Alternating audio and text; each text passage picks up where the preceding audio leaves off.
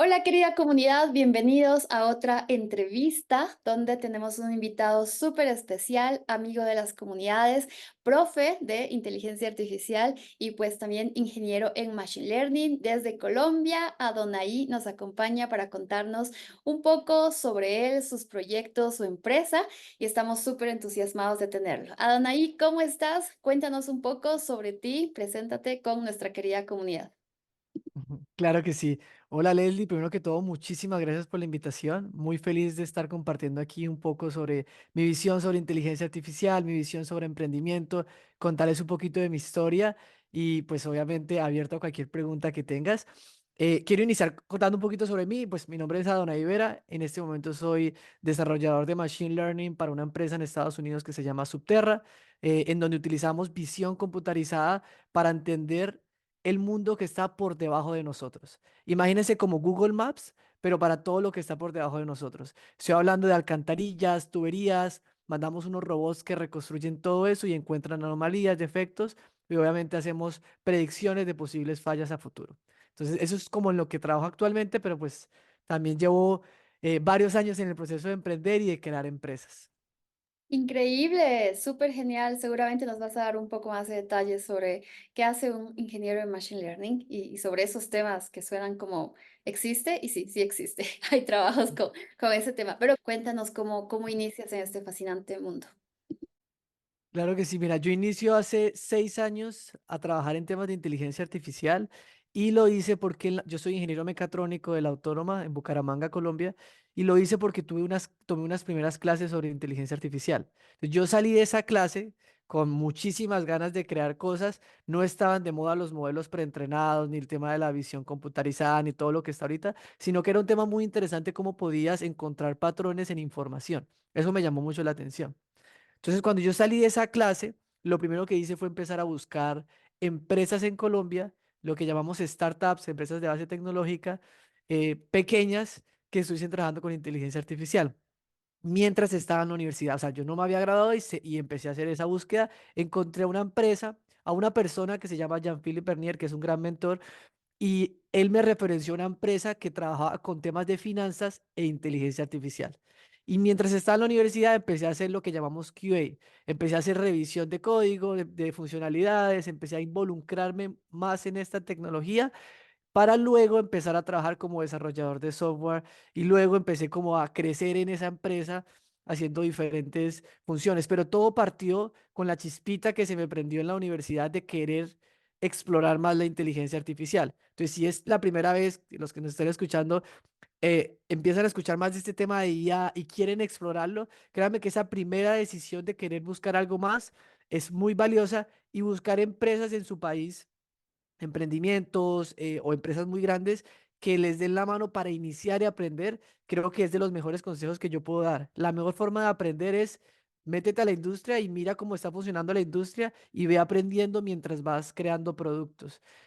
Creo que es muy importante. Entonces fue en la universidad donde empezó toda tu historia y ahí empezamos a llevar un montón de nuevas empresas y nuevas funcionalidades, hasta ahorita donde estoy en temas de IA y obviamente la empresa que también fundé en Colombia.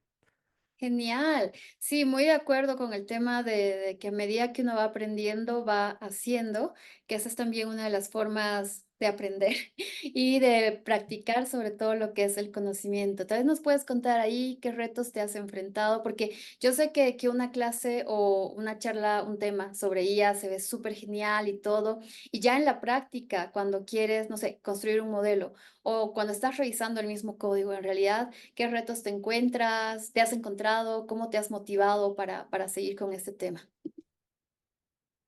Vale, pues lo primero es que lo que uno ve normalmente en investigación, y siendo muy transparente porque también me encanta investigar, tengo varios artículos en esa línea, pero lo que uno ve en investigación y las bases de datos que uno empieza a utilizar cuando está aprendiendo son totalmente diferentes a lo que uno encuentra en la industria.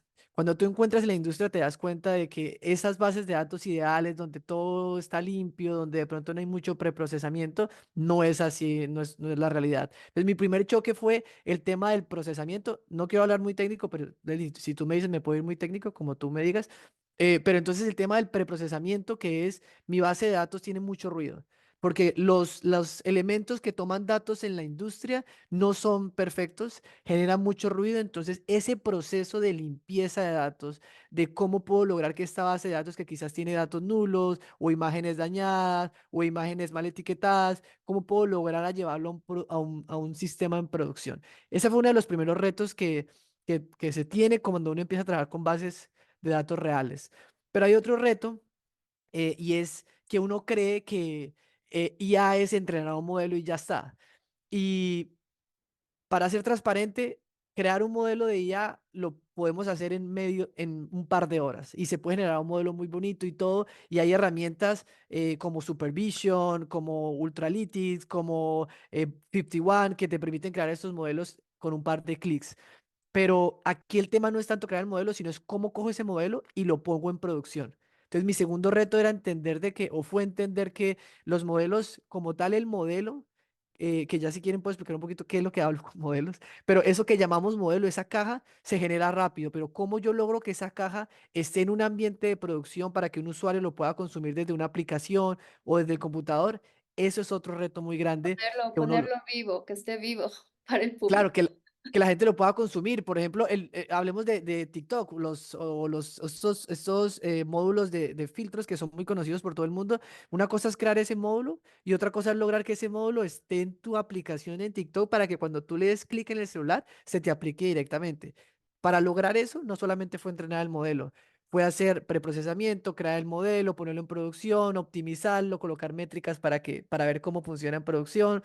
Es todo un círculo completo. Entonces, entender eso fue muy, muy retante. Y lo tercero, que yo creo que también fue muy retante, respondiendo a tu pregunta, fue el tema de evaluar ese modelo en producción. Entonces, tú lo entrenas súper bien, sacas métricas, mi modelo está perfecto, qué chévere, y lo pones en producción y nada sirve como esperabas. Entonces, ese golpe de entender de que los modelos que quizás entrenas no funcionan tan bien en producción y cómo lograr mejorar esos modelos, creo que son de las cosas que fueron como golpes y que yo dije, ah, bueno, aquí hay como retos interesantes para trabajar.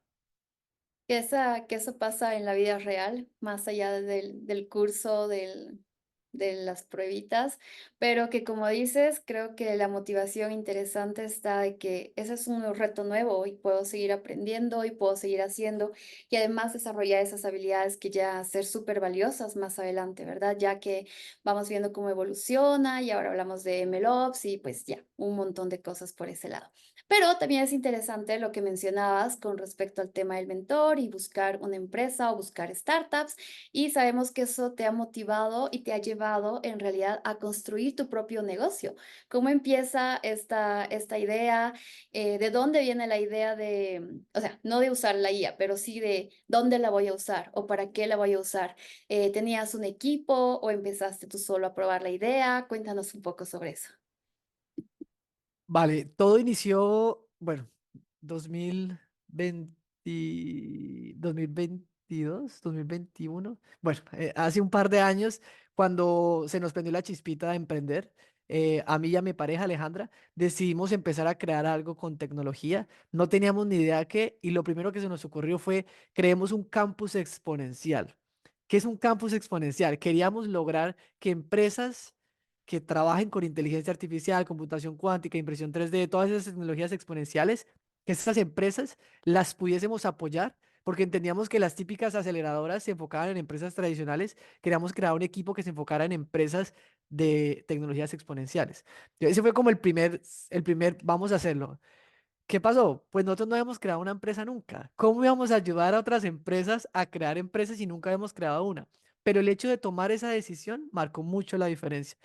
Eh, entonces dijimos, vamos a hacerlo. Cuando saltamos nos dimos cuenta que no teníamos las herramientas y empezamos a cambiar un poco nuestro modelo de negocio, a volvernos exploradores. Entonces fueron unos primeros años en donde nuestro objetivo era crear soluciones para empresas. Es muy desgastante porque tienes que sentarte con múltiples empresas y pues empezar a levantar requerimientos. Pero así lo hicimos. Alejandra y yo creamos un equipo. En ese caso eran personas desarrolladores también que estimo mucho. Me acuerdo o tengo en mente, imagínate, el más pequeño tenía 19 años, pero era un crack programando que ahorita trabaja en Platzi y es muy, muy bueno, Jenner. Y empezamos a crear un equipo, gente que confiaba en nosotros, porque salario, y le pueden preguntar, no tenían bueno. O sea, era puro amor al arte y puro amor a creemos tecnología. Y hicimos algo muy bonito y se lo recomiendo a todos los que están creando empresas y es que creamos un momentum. Ese momentum lograba que así tú no tuvieses el mejor salario iniciando, la energía que se creó en el equipo hacía que todo fluyera muy bien. Entonces, buscamos un grupo de desarrolladores, amigos inicialmente, y empezamos a trabajar juntos en estos proyectos. Entonces nos sentábamos con personas que triplicaban nuestra edad. Yo me acuerdo una reunión que me senté con una empresa aquí de Santander, de Bucaramanga, de mi ciudad, que literalmente el señor tenía 3 veces mi edad y llevaba trabajando en esa industria por más de 40 años. Y llegar un peladito a hablarles sobre inteligencia artificial y cómo eso iba a ayudar a su modelo, a su empresa a reducir costos o aumentar productividad, pues era muy chocante. Esos negocios se cerraron, o sea, salieron, cosa que es muy bonita, pero obviamente al principio ese miedo de somos jóvenes, estamos en la universidad, no tenemos herramientas, no nos van a creer, nos vemos niños, se rompe cuando empiezas a hablar con las empresas, cuando empiezas a hablar con ellos, empiezas a transmitirle el mensaje. Entonces, así resumiéndolo, nos lanzamos sin tener un modelo de negocio claro, el modelo de negocio se empezó a crear mientras empezamos a explorar más, nos volvimos exploradores, literalmente nos reunimos con muchas empresas a encontrar problemas y ya luego de eso saltamos a crear un producto, que es el producto que tenemos actualmente. Pero todo, resumiéndolo, parte de una decisión de querer crear algo, ¿sí? Creo que eso es como el mensaje ahí, como poder lograr que nosotros, sin importar si no sabemos cómo hacerlo, lo lancemos a hacerlo porque en el camino es donde vas a aprender. Dar ese primer paso, qué importante. Cuando a veces uno dice, es que yo quiero hacer, pero ¿qué voy a hacer específicamente? O como dices, nos vemos muy jóvenes, ¿quién me va a hacer caso, a creer? Y creo que como reflejas ese primer paso, realmente marca toda una diferencia. Pero cuéntanos, ¿cuál es ese producto al que llegaron al final? Y pues, ¿cómo consiguen sus clientes? ¿Cómo ha sido todo este tiempo de aprendizajes? El producto que generamos al final es un producto que se enfoca en el sector retail. Encontramos que en el mundo físico, no en el mundo virtual, no en las páginas web, pero en el mundo físico es muy complicado entender al cliente, porque cuando llega un cliente a un establecimiento físico, pues no hay forma de que tú puedas caracterizarlo de manera automática. Hablemos de un ejemplo claro. Cuando tú entras a una página web, y tú empiezas a explorar la página web, hay herramientas como Google Analytics que te permite a ti leer dónde la persona dio clic, cuánto tiempo duró en la página, a qué otra página entró, cómo se movió dentro de tu página web y entiendes cómo el cliente se va moviendo en tu página web. Pero en el mundo físico no hay herramientas. Por eso nosotros decidimos crear el Google Analytics del mundo físico. Lo que hacemos es que nos conectamos a las cámaras de seguridad que tienen los establecimientos y empezamos a detectar y a tomar esas imágenes en tiempo real. No las almacenamos, únicamente las procesamos y les damos variables como hombres, mujeres, rangos de edades, cuántos entran, cómo se mueven en el centro comercial, si llegan a este punto, hacia qué otro punto se dirigen, cuánto tiempo duran en la zona. Les permitimos entender cómo se mueven todos los usuarios dentro de su establecimiento y se los damos todos en una plataforma para que puedan consumirlos en tiempo real. Entonces tú entras a la página y puedes mirar, ah, mira, hay tantas personas en mi centro comercial, se logró este pico. Tuvimos una hora máxima en la semana pasada de esta, tuvimos un incremento de estas del 5% del martes pasado a este martes. Toda la analítica y todas las métricas que les permitan a ellos tomar decisiones, pues tomar decisiones. ¿Cómo nosotros lo trabajamos? Pues vamos directamente a los centros comerciales. Los centros comerciales, digamos que el proceso que tienen, eh, creo que hay un proceso ahí muy importante para hablar. Lo digo en mi perspectiva en Colombia. Hay una curva donde las personas como que les suena la inteligencia artificial, pero no entienden muy bien cómo aplicarla. O sea, es como, ay, qué chévere la inteligencia artificial, quiero tenerla en mi empresa, pero no es muy clara. Entonces, sí hay una curva de aprendizaje que uno tiene que tener con el cliente. Y eso nos pasó. Cuando empezamos a vender el producto hace 2 años, era complicado de que nos creyeran, sino que tocaba implementar la tecnología y mostrárselas en su centro comercial funcionando, para que ellos dijeran, es cierto, funciona, y nos confiaran. Gracias a los últimos modelos, que es una gran ventaja para todos, toca decirlo, la gente empezó como a tener más ganas de integrar esta tecnología y se volvieron, abrieron más las puertas para empresas como nosotros. Entonces ya la empresa, ya normalmente, ya tienen más idea de qué es la inteligencia artificial, quizás por los chat GPTs o por estos modelos de LLMs, y nos permiten entrar y creen más en la tecnología. Pero creo que esa fase de enseñarle al usuario cómo con inteligencia artificial pueden trabajarlo es fundamental y ha sido de las cosas más retantes que hemos tenido, que ellos puedan ver la tecnología funcionando y que puedan confiar en una tecnología nueva. Realmente de acuerdo y resalto dos cosas importantes. Por un lado, cómo ustedes empiezan a recolectar esos datos para que ahora la empresa tenga esa base de conocimiento, que es pues lo que conocemos como el Data Driven Decisions, ¿verdad? O sea, realmente entender con hechos, con estos datos, qué es lo que está pasando, cómo funciona, qué funciona bien, qué funciona mal. Y como dices, es como show me, muéstrame, no solo me lo cuentes, ¿verdad? Y el otro tema súper interesante, el de que ustedes puedan tener el producto, que ustedes hayan hecho todo este trabajo. Un pedazo de la historia que no es tan bonita, pero la gente que está emprendiendo pues es bueno que la escuche, que es el tema de generar el producto, de ese producto mínimo viable, porque ahí contándole una historia, cuando empezó el COVID, nosotros queríamos generar algo que se pudiese vender y nosotros generamos los algoritmos que conocemos tradicionalmente ahora, pero pues en ese momento se entrenaron, era el de distanciamiento, control de tapabocas y todo este tema de intentar reducir, pues que se expanda más o los contagios de COVID.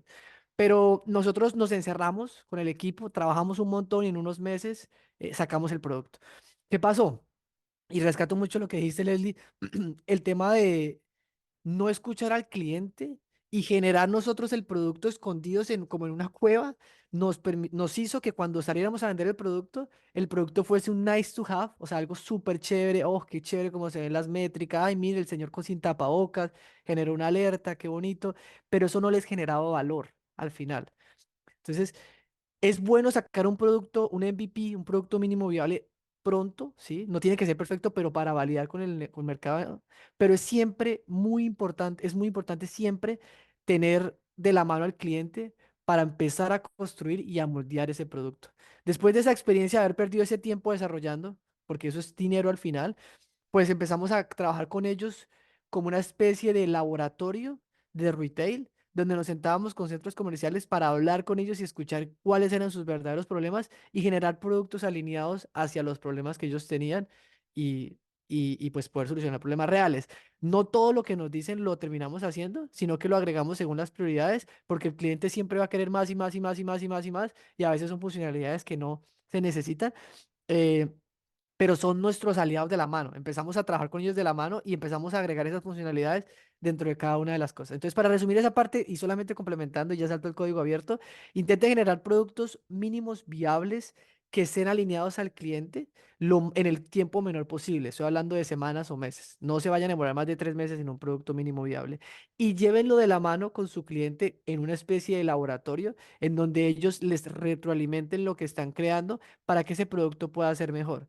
Según el nivel en el que estés en tu empresa, si está iniciando, pues lo puedes hacer muy de la mano con un cliente ancla que llaman, que es ese cliente que confía en ustedes. O si ya son una empresa más grande, lo pueden automatizar de otra forma. Pueden empezar a generar las funcionalidades y pueden recibir feedbacks, no sé, con otro tipo de reuniones. Lo importante es recibir esa retroalimentación. Pero también sé que está hablando ya un poco más de las actividades que haces en realidad.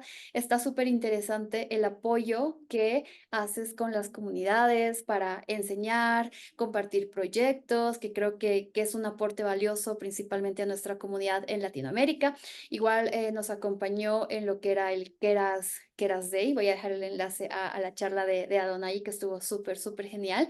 Pero cuéntanos un poco cómo ha sido este tema de ahora meterte a las comunidades, apoyar comunidades, dar clases, enseñar y pues permitir que otros también te dan esta chispa de la emoción y el conocimiento.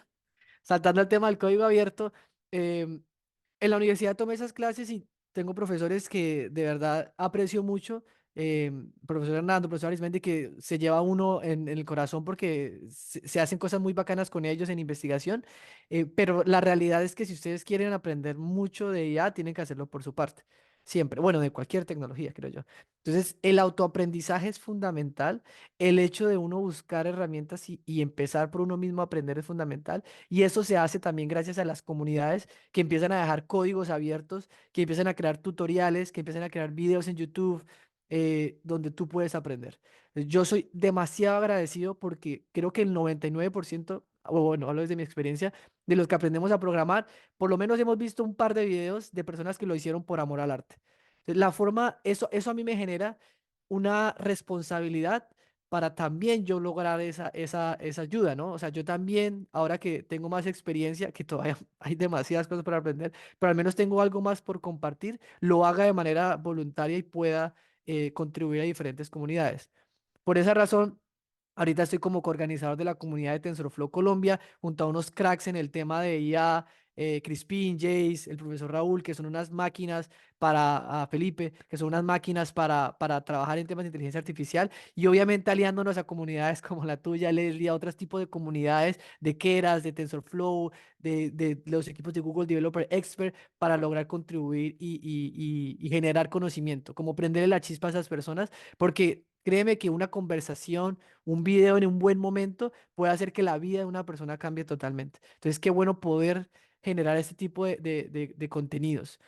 Ahora, uno puede contribuir de muchas formas, ¿sí? Uno puede contribuir en charlas, en sesiones como las que tú haces, Leslie, en este momento, que creo que son muy valiosas, pero también puedes contribuir en código. Entonces también puedes, si tienes tiempo, empezar a generar código a diferentes organizaciones, por lo menos unas organizaciones que estoy contribuyendo ahora es 51, que es una comunidad que genera visión computarizada. Ellos hacen todo el tema de entrenamiento, inferencia, visualización, bases de datos. eh, y se puede contribuir con cosas muy sencillas como documentación, pero también con integraciones de funcionalidades o incluso crear funcionalidades para el core del negocio como tal. También como supervision, es otra que estoy contribuyendo. Hice un par de ayudas con la nueva versión de Keras 3.0 para pasar algunos demos para que estén en esa versión de Keras 3.0. Pero bueno, ahí el tema es cómo yo puedo ayudar y hay muchísimas formas. El tema es empezar a hacerlo de la forma en la que tú consideres que puedes aportar más. Hace un poco escuchaba a Peter, uno de los desarrolladores más cracks de RoboFlow, y él decía que, o sea, la idea es ayudar. Entonces, hay muchas formas, hay muchas librerías. Tienes que buscar una con la que tú sientas que puedes contribuir y que sientas que puedes generar valor. Si de pronto es una librería que no tienes el conocimiento, va a ser muy, muy duro y no hay nada más frustrante que querer ayudar y sentirse que no se puede porque no tienes ese conocimiento. Entonces, intenta ganar, tener batallas tempranas, lograr tener esa batalla, así sea una documentación, así sea un pequeño bug, pero que tú puedas decir, logré contribuir.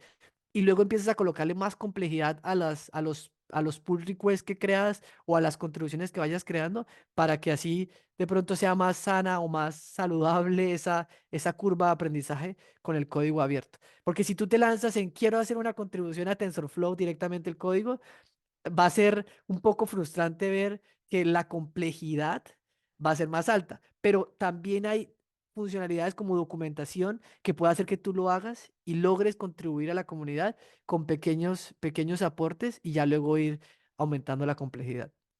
También Sí. empezar paso a paso, tomar esa decisión de, sí, me gusta esta tecnología o como dices, no me gusta esta empresa, entonces también quiero saber qué están haciendo con el código porque muchas de estas empresas las podemos encontrar también en sus repositorios, GitHub y muchos otros donde uno puede curiosear qué están haciendo, cómo lo hacen y ahí seguramente tienen proyectos abiertos y puedes empezar a, bueno, desde un Git clone repo, ¿verdad? Mirar qué está funcionando ahí, cómo puedo mejorar ciertas cosas, que también es una contribución, como dices, súper importante a la comunidad, pero al mismo tiempo está permitiendo que puedas desarrollar esas habilidades prácticas para alguien que quiera buscar un nuevo trabajo o mejorar o buscar nuevas oportunidades, pues ya tienes también como ese tipo de contribuciones. Me parece súper genial y creo que es súper interesante todo lo que estás contribuyendo para la comunidad,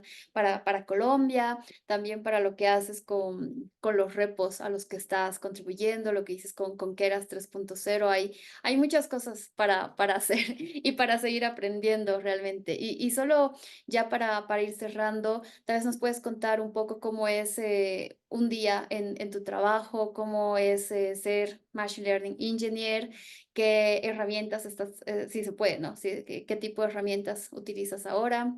o también como las recomendaciones para la gente que quiere tener ese tipo de trabajo en la industria de la IA.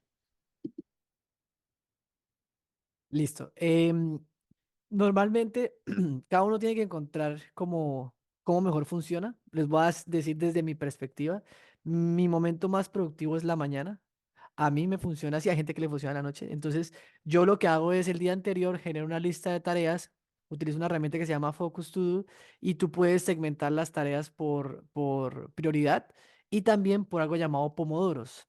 Pomodoro es una técnica que se enfoca en 25 minutos de concentración, 5 minutos de descanso. Entonces son 25 minutos donde tú no tocas nada, estás 100% haciendo eso. Y 5 minutos donde te puedes parar, tomar agua, estirarte y luego vuelves a repetir, digamos que los 25 minutos. Entonces yo divido normalmente mi día en las tareas, le coloco la complejidad y le estimo un número de pomodoros. Y lo que hago en el momento que me levanto es, me enfoco 100% en las tareas más complejas, porque son las que más representan, para las que necesitan mayor mi concentración. ¿Qué puede ser una tarea compleja, a mi parecer? De pronto un bug que está en producción que se tiene que solucionar ya. Bueno, eso también es urgente, no solamente complejo. O de pronto es esa funcionalidad que no existe en la industria y que pues tienes que realmente leer mucho, tienes que ver muchos artículos relacionados para generar algo nuevo. Necesitas 100% tu concentración. Yo normalmente trabajo con temas de imágenes, todas mis funcionalidades van enfocadas más por esa línea de imágenes.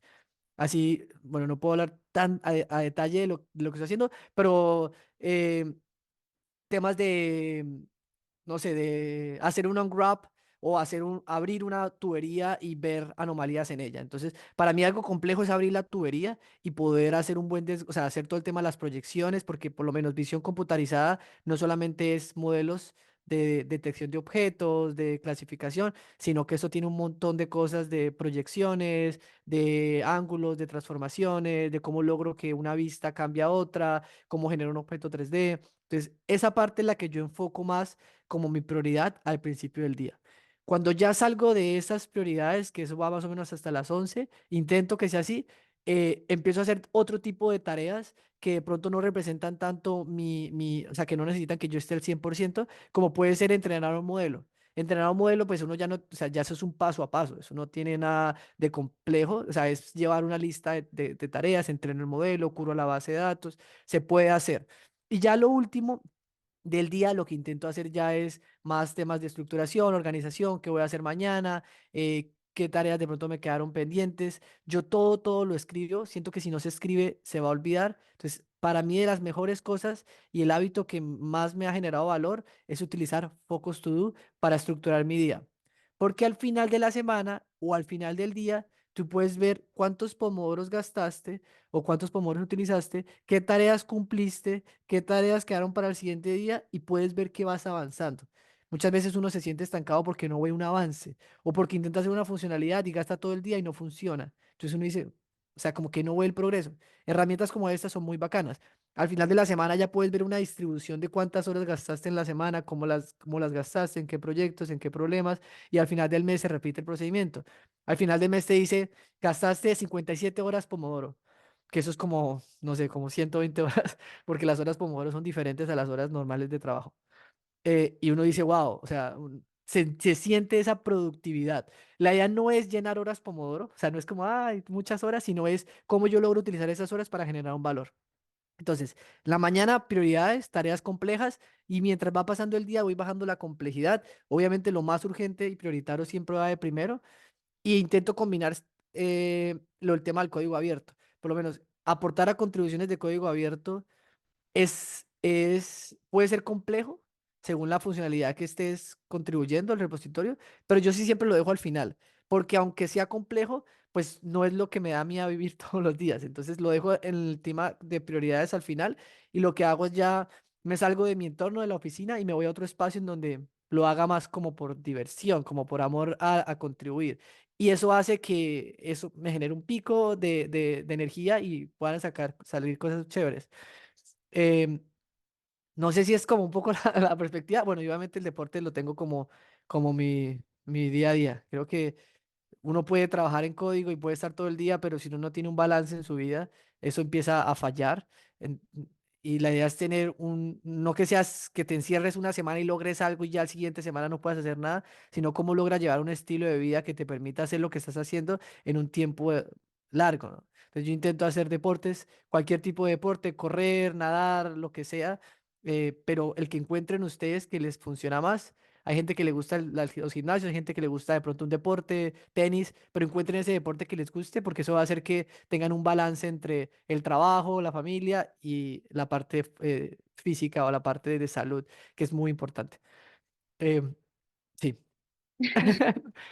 Muchas gracias. Creo que es súper valioso lo que nos cuentas ya para esta última parte, porque uno habla mucho sobre actualizarse con la inteligencia artificial y ahora construir negocio, que te ocupa el tiempo del cliente, el producto, el prototipo, que la comunidad, que también voy a contribuir con código, con charlas, con blogs, lo que te guste hacer, pero también cómo nos organizamos durante el día, ¿verdad? Y poder identificar cada persona cuál es su mejor momento, como dices, ¿no? Si es más en la mañana, más en la noche, poder conocerse y también poder mantener ese equilibrio que al final te da también esta energía, descanso, diría, con el cual uno se siente más a gusto de contribuir a la comunidad, no ya como una obligación que tengo que hacer al final, sino es como lo hago para seguir aprendiendo, para seguir compartiendo, tengo mejor claridad para el trabajo, para contribuir las tareas del día, entonces creo que esos son temas a veces de los que no hablamos cuando hacemos charlas técnicas o algo, algo relacionado, pero que también es importante, que como nosotros, que como cualquier persona está queriendo, obviamente, cumplir con su trabajo, crecer profesionalmente, pero también desarrollarse como persona y tener estos espacios y pues que también se puede organizarse cada uno, que ya es como el conocimiento que tienes y avanzar con esto. Pues muchísimas gracias, Ado. Creo que todo lo que nos has compartido es súper emocionante y ver también cómo le pones esta pasión a la comunidad, al trabajo que haces, a los otros proyectos que emprendes. Nos inspira mucho para también nosotros poder tomar esta decisión de qué quiero hacer ahora o cómo quiero empezar algo o hacia la comunidad o hacia un negocio y creo que eso es súper, súper valioso que nos has compartido en esta presentación. Ya tus últimas palabras para la comunidad que a lo mejor también quiere empezar con la inteligencia artificial, quiere empezar un negocio y qué le puedes recomendar y pues ya. Buenísimo, pues primero obviamente agradecerte por el espacio, me gusta mucho compartir y si les gusta algo de lo que estamos hablando, me pueden escribir, si necesitan de pronto un consejo más personal o algo, siempre estoy abierto a contribuir a la comunidad, entonces me pueden escribir sin ningún problema. En temas de emprendimiento, tres consejos claros. Primero, la inteligencia artificial es súper bacana, pero no se encierren a que todo se soluciona con IA. Así yo trabaje con IA, no se encierren a que todo se soluciona con IA, porque imagínense que la IA puede convertirse como la metáfora de intentar matar una mosca con una pistola. O sea, la IA puede ser esa arma que, uff, buenísima, pero tienes que entender el problema. No puedes desgastarte en algo tan sencillo que se puede hacer de otra forma por solo querer integrar inteligencia artificial. Si es bueno apalancarse lo que está ocurriendo. Sí, porque si tú llegas a un modelo, a una empresa o a un fondo de inversión y tú les dices que tienes IA, pues suena más chévere, pero no todo se soluciona con IA. Entonces, el primer consejo es analicen el problema y según el problema, miren qué tecnología les funciona más. Puede que no sea IA, puede que sí sea IA, pero no tomen la tecnología y vayan a solucionar el problema, porque va a hacer que pierdan tiempo y que se desgasten, y no es la idea. Lo segundo es lanzarse si tienen una idea de negocio que tienen ahí guardada, si tienen un proyecto que tienen ahí guardado, o incluso no tiene que ser un negocio, sino que sea una librería nueva que ustedes quieren crear y contribuir, láncense, que créanme que así haya muchas dudas, cuando ustedes ya se lanzan, de ahí se empiezan a resolver esas dudas. Yo hago la relación mucho del paracaidismo. Cuando tú saltas de un avión, en el momento en el que saltas, tomas esa decisión, ese instante de que decidiste saltar, ahí empiezan a cambiar las cosas. Y ya en el aire tú vas a solucionar, pero el primer paso es lo más complicado.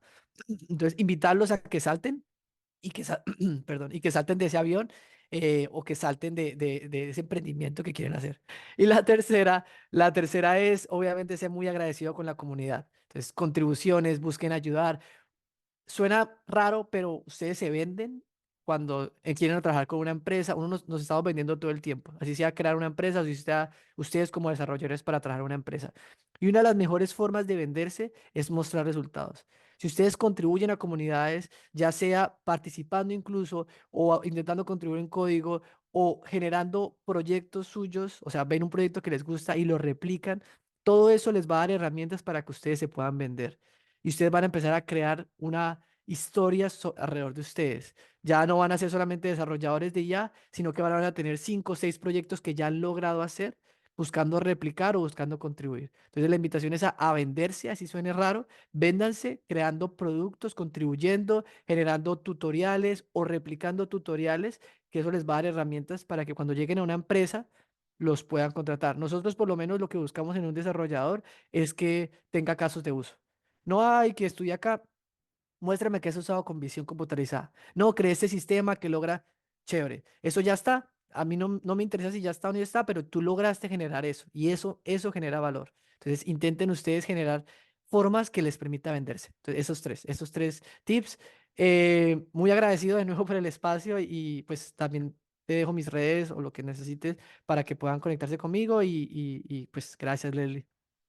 Muchas gracias. Resaltamos esos tres en en los comentarios también para que puedan llevarse lecciones tan importantes que nos comparte Adonai, el acceso a sus redes para que puedan seguir sus proyectos y también lo que él comparte con la comunidad. Y muchísimas gracias a ti por darte este espacio para compartirnos cosas tan interesantes y pues ya seguro vamos a estar charlando con otras actividades y continuando también con el tema de la comunidad. Así que gracias por escucharnos hasta este punto y esperamos que puedan aplicar también lo que son estos consejos. Gracias a todos. Chao, chao.